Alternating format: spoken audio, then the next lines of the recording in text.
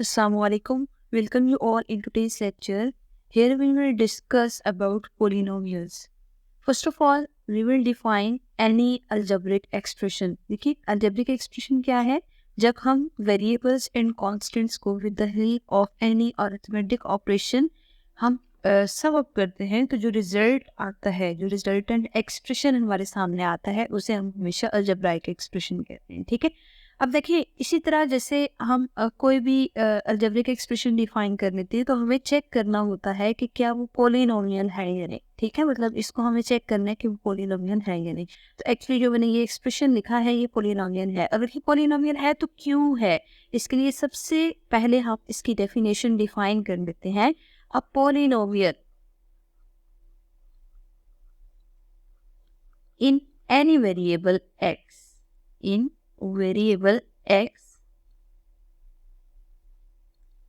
is an actually algebraic expression. सबसे पहले हम ये देखें कि उसे algebraic expression होना चाहिए. ठीक है, अगर वो algebraic expression है तो अगर वो इस फॉर्म में एग्जिस्ट कर रहा है means p of x is equal to a naught x raised to power 0 plus a1 x raised to power 1 plus a2 x raised to power 2 plus up to so on. इसी को जब हम define करते हैं तो last पे हम लिखते हैं a n minus 1 x raised to power n minus 1 plus a n x raised to power n. ठीक है, या तो हम इस एक्सप्रेशन को यूं डिफाइन करते हैं या हम एक और मेथड है a n x raised to power n plus a n minus 1 x raised to power n minus 1 plus up to so on a1 x plus a nought. ठीक है, और a नॉट के साथ ना x raised to power 0 भी हम लिख सकते हैं. और ये जो x raised to power 0 है वो एक्चुअली 1 की इक्वल है. जस्ट हम a नॉट भी लिख दें तो ये भी इनफ होगा. ठीक है, तो मतलब पोलिनोमियल की बेसिक डेफिनेशन ये है कि ऐसा अलजेब्रिक एक्सप्रेशन जिसको हम यूं डिफाइन कर लेते हैं उसे हम पोलिनोमियल कहते हैं. ठीक है, अब देखिए जब भी हम इन जनरल मैथ्स में कुछ भी डिस्कस करते हैं, कोई भी फॉर्म डिस्कस करते हैं, तो जब तक हम मैथमेटिकल एक्सप्रेशन की फॉर्म में कन्वर्ट ना कर लें उसे अंडरस्टैंड करना मुश्किल होता है. हम ऐसा करते हैं मैथमेटिकल फॉर्म में डिफाइन करने के लिए फर्स्ट ऑफ ऑल एक कंडीशन मेमोराइज कर लेते हैं कि पोलिनोमियल के लिए हर अलजेब्रिक एक्सप्रेशन की जो वेरिएबल की पावर्स आ रही हैं उनको हमें पॉजिटिव इंटीजर हमेशा कंसिडर करना है. ठीक है, इसका मतलब है अगर अलजेब्रिक एक्सप्रेशन में जितनी भी वेरिएबल्स आ रहे हैं उन वेरिएबल्स की पावर्स पॉजिटिव हैं. एक तो कंडीशन ये है कि पावर्स को पॉजिटिव होना चाहिए और पॉजिटिव इंटीजर होना चाहिए. अगर वो पॉजिटिव इंटीजर है तो इसका मतलब ये है कि वो अलजेब्रिक एक्सप्रेशन पॉलिनोमियल बन जाएगा. ठीक है, अब हम ऐसा करते हैं 3x² प्लस 5x प्लस 9 एक अलजेब्रिक एक्सप्रेशन कंसिडर करते हैं. अगर यहाँ पे देखा जाए तो x की सारी पावर्स पॉजिटिव भी है और इंटीजर भी है. ठीक है, यहाँ पे देखें x की पावर क्या आ रही है 1 आ रही है और इसी तरह यहाँ पे x की पावर 2 आ रही है और यहाँ पे कांस्टेंट नंबर के साथ वेरिएबल है ही नहीं. इसका मतलब ये है इस पूरे एक्सप्रेशन में जितनी भी x की पावर्स आ रही हैं वो पॉजिटिव इंटीजर की फॉर्म में है. तो अगर वो पॉजिटिव इंटीजर आ रही हैं इसका मतलब ये है कि ये पोलिनोमियल है. ठीक है, तो मतलब एक बेसिक सी डेफिनेशन हमने याद रख ली है कि all powers should be positive integer. अब क्वेश्चन ये अराइज होता है कि अगर वो पॉजिटिव इंटीजर नहीं है तो वो किस फॉर्म में होंगी. For example 3x raise to power -2 plus 5x raise to power 1 plus 9 लिखा हो तो आप देख सकते हैं यहाँ पे x की पावर में -2 मौजूद है. जब x की पावर में -2 मौजूद है तो इसका मतलब ये है कि ये पावर नेगेटिव आ रही है. चाहे बाकी सब पावर्स पॉजिटिव ही क्यों ना हो, लेकिन अगर एक पावर भी नेगेटिव है इसका मतलब ये है कि ये पोलिनोमियल नहीं है. ठीक है, तो पोलिनोमियल के लिए आपने देखना है कि जो भी अलजेब्रिक एक्सप्रेशन मौजूद है उस अलजेब्रिक एक्सप्रेशन की सब पावर्स पॉजिटिव भी होनी चाहिए और पॉजिटिव इंटीजर होनी चाहिए. अब हम ऐसे करते हैं यहाँ पे कुछ अलजेब्रिक एक्सप्रेशन गिवन है, हम चेक कर लेते हैं कि वो अलजेब्रिक एक्सप्रेशन पोलिनोमियल है या नहीं.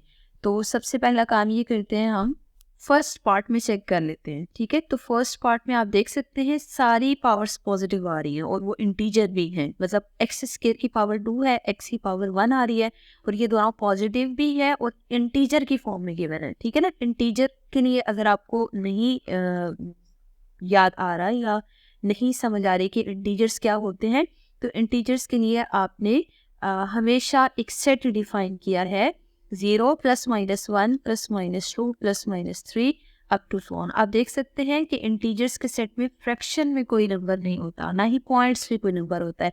मतलब होल नंबर्स हमेशा आ रहे होते हैं, उनके साथ प्लस माइनस साइन भी हो सकता है और जीरो भी इंक्लूड होता है। ठीक है, तो यहाँ पे आप देख सकते हैं सारी जो पावर्स आ रही हैं फर्स्ट पार्ट में वो पॉजिटिव भी है और इंटीजर्स है, इसका मतलब ये है कि ये पॉलिनोमियल है। ठीक है, अब आप सेकेंड पार्ट में देखिए, सेकेंड पार्ट में इस x की पावर भी पॉजिटिव है, इस x की पावर भी पॉजिटिव है और वो इंटीजर्स भी है, इसका मतलब ये है कि ये भी पावर पॉलिनोमियल है। ठीक है, अब आप थर्ड में देखिए, थर्ड में जो एक्सप्रेशन मौजूद है इसको एक्स स्क्वायर प्लस इस रेडिकल साइन को ना आप बेशक पावर की फॉर्म में कन्वर्ट कर लें, तो रेडिकल साइन को एक्सपोनेंशियल फॉर्म में कन्वर्ट करें तो स्क्वायर खत्म करने के लिए 1/2 पावर आएगी। तो अब आप यहाँ देख सकते हैं फर्स्ट वाले एक्स स्क्वायर की पावर तो 2 आ रही है, बट सेकंड जो टर्म मौजूद है इसमें x रेज़ टू पावर 1/2 है। ये फ्रैक्शन की फॉर्म में गिवन है।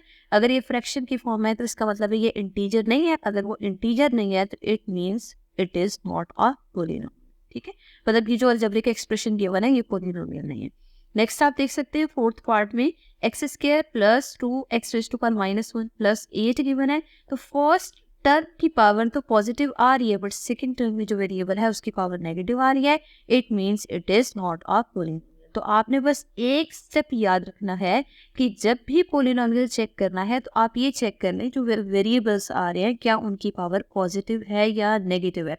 अगर पावर नेगेटिव हुई तो वो पॉलिनोमियल नहीं होगा। अगर सारी पावर्स पॉजिटिव हैं तो फिर ये चेक कर लें कि वो पावर्स इंटीजर की फॉर्म में है या फ्रैक्शन। अगर वो इंटीजर्स की फॉर्म में इसका मतलब है वो पॉलिनोमियल होगा। अगर वो इंटेग्रल नहीं है मींस वो फ्रैक्शन की फॉर्म में आ रही है, इट मींस वो पॉलिनोमियल नहीं होगा। नेक्स्ट, जब भी हम किसी पॉलिनोमियल को डिफाइन करते हैं, फॉर एग्जांपल 3x² - 9x + 5, ठीक है, ये पॉलिनोमियल गिवन है तो हमने एक्चुअली इस पॉलिनोमियल के लिए लीडिंग कोफिशिएंट डिफाइन करना है। ठीक है, लीडिंग कोफिशिएंट क्या होता है?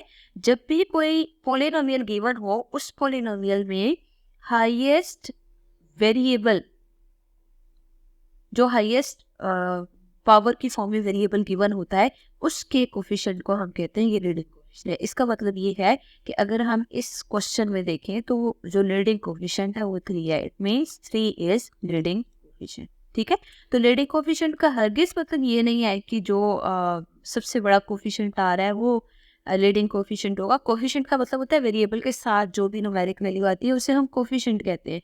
तो आप उन कोफिशिएंट्स में से लीडिंग कोफिशिएंट उस कोफिशिएंट को कहेंगे जिसकी पावर सबसे बड़ी आ रही है। ठीक है, अब हम ऐसा करते हैं एक दो एग्जांपल्स कंसीडर कर लेते हैं और उन एग्जांपल्स में लीडिंग कोफिशिएंट डिफाइन कर लेते हैं। फॉर एग्जांपल 12x की power 9 - 102x raise to power 8 plus 6x square. Let's say आपके पास ये एक एक्सप्रेशन गिवन है। आप देख सकते हैं ये एक्सप्रेशन पॉलिनोमियल है क्योंकि सब वेरिएबल्स की पावर्स पॉजिटिव आ रही है। ठीक है, अब आपने अगर इसमें से लीडिंग कोफिशिएंट फाइंड आउट करना है तो आप देख सकते हैं लीडिंग पावर कौन सी आ रही है? x raise to power 9 highest power है तो x रेज़ टू पावर 9 का जो कोफिशिएंट है वो लीडिंग कोफिशिएंट होगा। ठीक है, 12 is actually leading coefficient here. मजीद एक एग्जांपल्स कंसीडर कर लेते हैं और ऐसे करते हैं। इसमें 102x raise to power 9 - 5x raise to power 10 - 16x + 109। ठीक है, आप देख सकते हैं इस पूरे एक्सप्रेशन में सारी वेरिएबल्स की पावर पॉजिटिव भी है और इंटीजर्स भी है। It means it is polynomial.